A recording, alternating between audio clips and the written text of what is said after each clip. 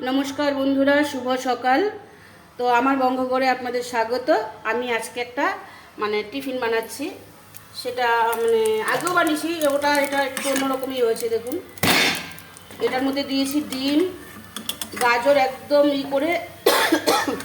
গাজর গ্রেট করে একদম দিয়েছি, কাঁচা লঙ্কা কুচি, গোলমরিচের গুঁড়ো, একটা ডিম দিয়েছি, দিয়ে একটু বেকিং পাউডার দিয়ে এটাকে আমি বানিয়েছি সকালে টিফিন করার জন্য। এই যে একটা হয়ে গেছে, দেখুন এরকমভাবে ঘনত্বটা এরকমভাবে গুলিয়ে, এত সুন্দর খেতে।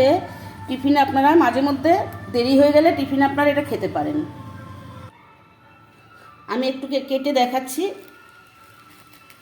টিফিনটা কেমন হয়েছে খেতে, বা দেখতে কেমন লাগছে। খেতে তো অপূর্ব, আমি আগেও বানিয়েছি, আজকে আবার বানালাম।